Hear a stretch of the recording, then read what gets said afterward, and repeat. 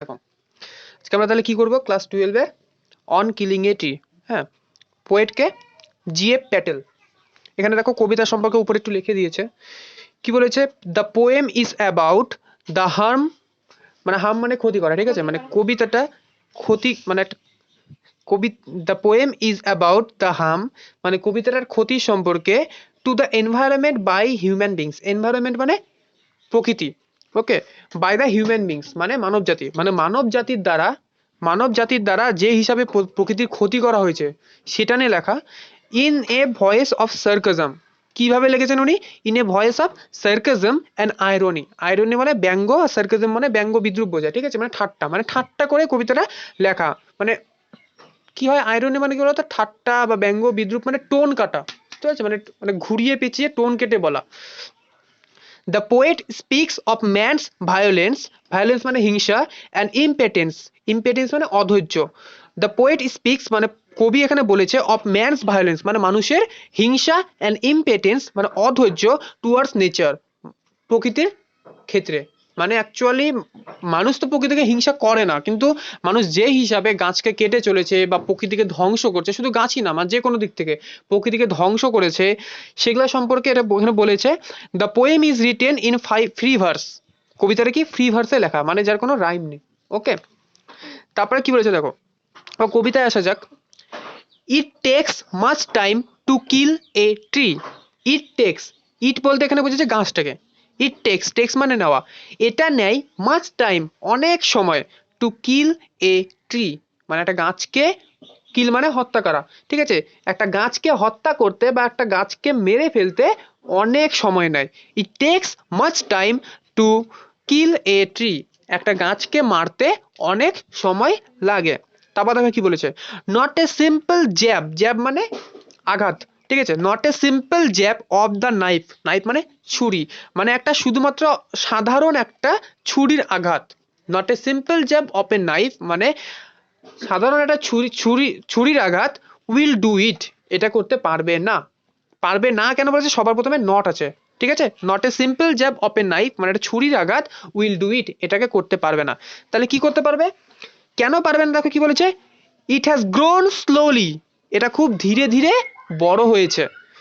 Consuming the earth, consuming মানে ভোগ করা বা শোষণ করা, দ্য আর্থ মানে পৃথিবীকে, মানে অ্যাকচুয়ালি গাছ কি হয়, গাছ যখন একটা বড় গাছ বড় হয় তখন সে কি করে, পৃথিবী থেকে তার খনিজ পদার্থ, জল আর অনেক কিছু শোষণ করে, তাই না?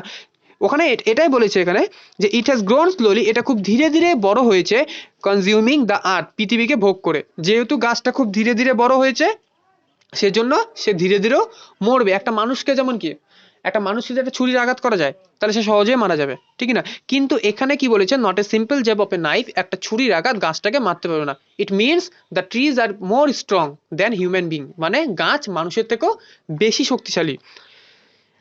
তারপরে কি বলেছে দেখো, rising out of it, rising মানে বেড়ে ওঠা, রাইজিং আউট অফ ইট মানে এর থেকে বেরিয়ে আসে। এখানে এর বলতে কি বুঝেছে, পৃথিবী, মানে পৃথিবী, একটা গাছ যখন প্রথমে জন্ম নেয় একটা বীজ থেকে, সে প্রথমে কি থাকে, মাটির ভিতর লুকিয়ে থাকে, সেখান থেকে কি করে বেরিয়ে আসে, ফিডিং আপন ইটস ক্রাস্ট, ফিডিং মানে খাওয়া, আপন ইটস ক্রাস্ট, ক্রাস্ট মানে ভূমিভাগ, মানে উপরিতল, ঠিক আছে? পৃথিবীর যে উপরিতল বা ভূমিভাগ, এটাকে শোষণ করে বেরিয়ে আসে। অ্যাবজর্বিং, অ্যাবজর্বিং মানে শোষণ করা, absorbing years of Sunlight, Sunlight মানে সূর্যের আলো, এয়ার মানে বাতাস, ওয়াটার মানে জল। ইয়ার্স অফ, ইয়ার্স অফ বলতে এখানে বলছে বছরের পর বছর, মানে বছরের পর বছর কি করেছে, শোষণ করেছে সানলাইট সূর্যের আলো, এয়ার বাতাস, অ্যান্ড ওয়াটার এবং জল। And out of its লেপ্রাস height, লেপ্রাস height বলতে এখানে বুঝিয়েছে কুষ্ঠ রোগের সম্বন্ধ, মানে কুষ্ঠ রোগ সম্বন্ধীয়, মানে যার কুষ্ঠ রোগ তাকে লেপ্রাস হাইড, হাইড বলতে এখানে বাকল, এখানে এটাই বুঝিয়েছে যে গাছের বাকল থেকে বেরিয়ে আসে স্প্রাউডিং লিভস, পাতা বেরিয়ে আসে, স্প্রাউডিং মানে গজানো। তারপরে কি বলেছে দেখো next stanza, so hack and chop. প্রথম আমাদের কি বললো এখানে, সবার প্রথমে কবি বলেছে গাছকে মারা অত সহজ না। তারপরে কবি কি টাচ দিয়েছেন, যে গাছ খুব ধীরে ধীরে বড় হয়, পৃথিবীকে শোষণ করে বড় হয়, বছরের পর বছর সূর্যের আলো, তারপরে জল বাতাস এ সকল সবকিছু শোষণ করে গাছ ধীরে ধীরে বড় হয়, তার জন্য গাছকে মারা অত সহজ না। তারপরে কি বলেছে দেখো, কি করলে আমরা গাছকে মারতে পারবো না সেটা বলেছে দেখো, so hack and chop, hack and chop মানে কেটে কেটে টুকরো কাটা, ঠিক আছে? So hack and chop but this alone would not do it. ঠিক আছে, এটা ওন্ট, ওন্ট মানে উড নট। এখানে বলেছে হ্যাক অ্যান্ড চপ মানে কেটে কেটে টুকরো করে ফেলে দিল গাছকে, মানে এই গাছকে মারতে পারবে না।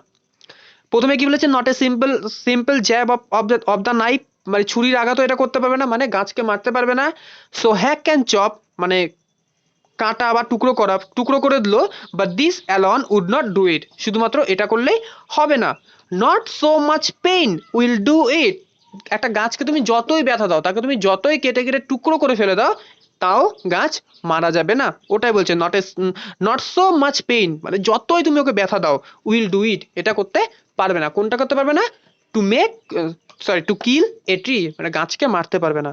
The bleeding bark will heal, bleeding মানে রক্তপাত হওয়া, আর বার্ক মানে বাকল, উইল হিল, হিল মানে আরোগ্য লাভ করা। মানে ব্লিডিং বার্ক কেন বলছে? একটা মানুষকে কাটলে যেমন রক্ত বেরোয়, তাই না, ব্লিড হয়, ব্লিডিং হয়, সেরকম একটা গাছকেও দেখবে কোনো একটা ছুরি দিয়ে যখন কেউ মানে একটা কোপ মারে বা কোনো কিছু করে, গাছ থেকে সাদা রস টাইপের বেরিয়ে আসে, সেটাকে কবি কিসের সঙ্গে তুলনা করছে? Bleeding bark. ঠিক আছে, মানে রক্তাক্ত ছাল, গাছের ছাল। The bleeding bark will heal, মানে একটা গাছকে যখন কাটা হবে, সেটা আবার কি হবে? সে নিজে নিজেই আরোগ্য লাভ করে দেবে। তারপর next page, and from close to the ground, তুমি একটা গাছকে যদি কেটেও ফেলে দাও একদম গোড়া থেকে, and from close to the ground, একদম গাছের গোড়া থেকে, উইল রাইজ, রাইজ মানে গজিয়ে উঠবে বা আবার জন্ম নেবে। রাইজ কার্লড গ্রিন টুইগস, কার্লড বলতে কোকড়ানো, গ্রিন মানে সবুজ, টুইগ মানে ছোট ছোট কচি কচি পাতা। ঠিক আছে, আবার গাছকে যদি একটা গোড়া থেকেও কেটে ফেলে দেওয়া হয়, তারপরেও কি হবে? উইল রাইজ কার্লড গ্রিন টুইগস, সেখান থেকে আবার ছোট ছোট কচি সবুজ পাতা বেরিয়ে আসবে। মিনিয়েচার বাউস, বাউস বলতে পাতা বুঝেছে বা ডালপালা। এবার মিনিয়েচার বলতে কি বুঝেছে? একদম ছোট, মানে মিনি মানে ছোট, মিনিয়েচার বলতে বুঝেছে মানে ছোট থেকে অনেক ছোট, মানে ক্ষুদ্র ক্ষুদ্র, সর্বপ্রথমে কি ক্ষুদ্র ক্ষুদ্র পাতা বেরিয়ে আসে। তারপরে কি বলছে দেখো, হুইচ ইফ আনচেকড, আনচেকড বলতে বলেছে মানে কেউ যদি ওটাকে চেক না করে, তাই না, কেউ যদি ওটাকে আবার যাচাই না করে দেখে যে তোমার ওখান থেকে আবার তোমার নতুন পাতা বেরোলো কিনা, ওখান থেকে আবার ডাল বেরোলো কিনা, সেখান থেকে আবার গাছ জন্ম নিচ্ছে কিনা, সেটা যদি কেউ যাচাই না করে দেখে, মানে সেটাকে যদি আবার কেউ কেটে না দেয়, will expand again, will expand again, আবার বেরিয়ে আসবে, এক্সপ্যান্ড মানে বৃদ্ধি পাওয়া, টু ফর্মার সাইজ মানে কি হবে? আগের সাইজের মতো, আগের আকারের মতো হয়ে যায়, মানে বুঝতে পারছো? মানে একটা গোড়া গাছ থেকে যখন আবার নতুন নতুন পাতা বেরোবে, ডালপালা বেরোবে, সেটাকে যদি কেউ কেটে না দেয়, সেটাকে যদি কেউ নষ্ট না করে দেয়, তাহলে আবার সেগুলো কি হবে? আগের আকারে হয়ে যাবে, মানে আবার পুনরায় একটা বড় গাছে পরিণত হয়ে যাবে। তারপরে তাহলে আমরা প্রথম এতটুকু থেকে কি বুঝতে পারলাম? সবার প্রথমে বলেছে গাছকে মারা তো সহজ নাই, not a simple job of the knife, মানে একটা ছুরির আঘাতে এটা কিছু হতে পারবে না। কেউ যদি গাছ কি হয়, বছরের পর বছর সূর্যের আলো, এই সকল সূর্যের আলো, তারপর বাতাস, এ সকল শোষণ করে গাছ বড় হয়।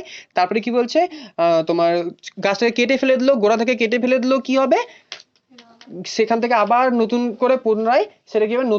নতুন তোমার পাতা ডালপালা জন্ম নেবে, এবং সেটাকে যদি কেউ আবার নষ্ট না করে দেয়, তাহলে সেটা আবার পুনরায় আগের মতো হয়ে যাবে, মানে অনেক বড় হয়ে যাবে। ওকে, সো নেক্সট পার্ট।